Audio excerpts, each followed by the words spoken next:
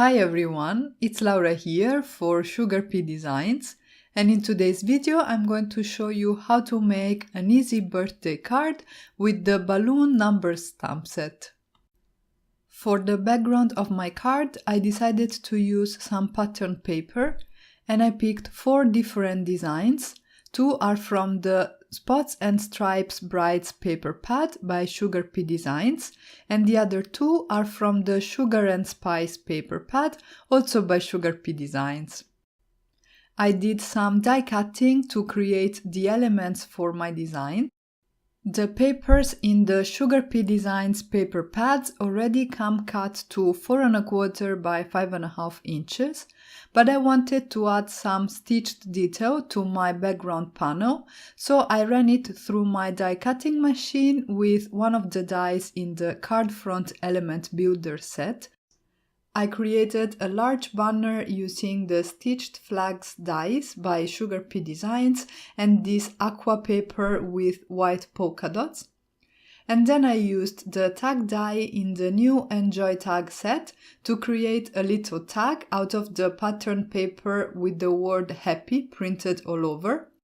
And then I created 2 smaller banners with another of the dies in the Enjoy tag die set.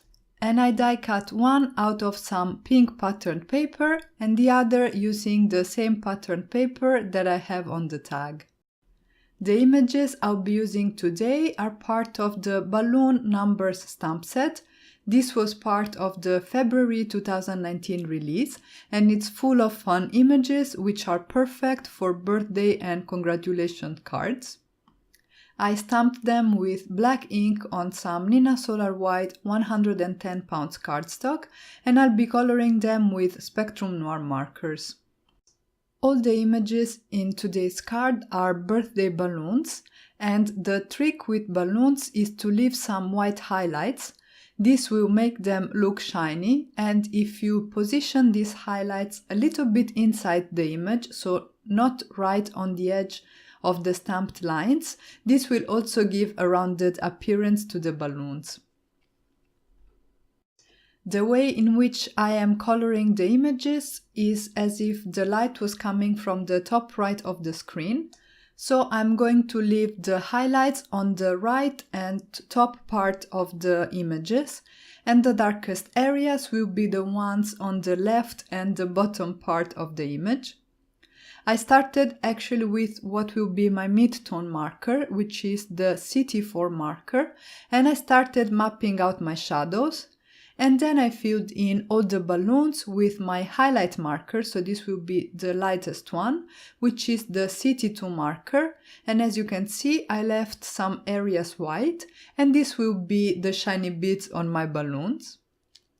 Because I had colored the number 2 a little bit too much, I am using a Copic colorless blender to bleach out some areas and recreate the shiny highlights there as well. And then I'm going to go ahead and add my shadows. For that I used a GB3 marker and I'm going to add that very sparingly, just on the darkest areas of the images. This again will be located on the left and on the lower part of the images and also where the balloons meet.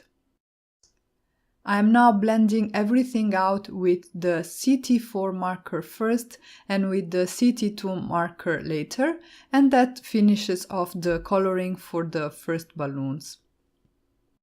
If you feel uncertain, especially with shapes that are not the classic rounded balloon, the safest way to go about it is to start with a very light marker and map out where your shiny areas will be. So basically you want to color the whole balloon except for the areas where you'll have your shiny highlights.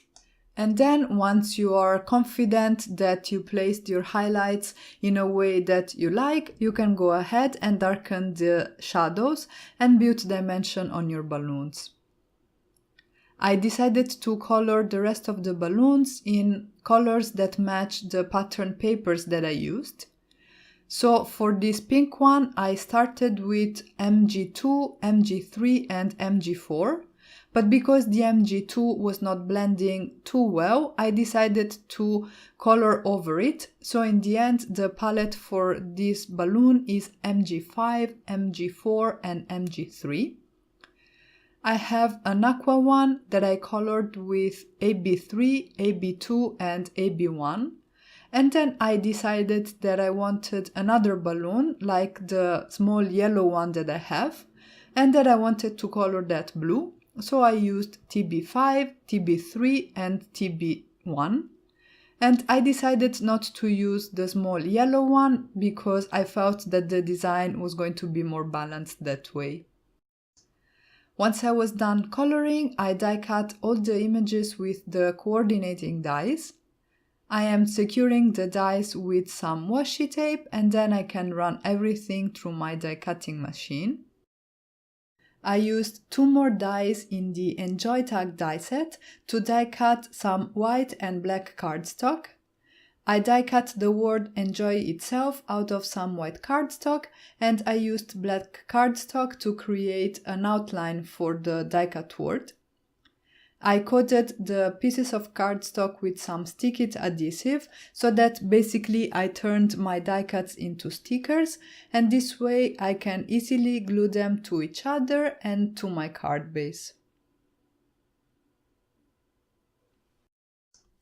At this point I went ahead and started gluing all the elements together. I'm using some liquid adhesive so I have time to move things in place and position them exactly as I want. I started by adhering the big banner die cut to the card base. I then glued down the die cut word Enjoy to the lower portion of my card. And before gluing down also these 2 smaller banners, I decided to create a stitched border on the top of these banners.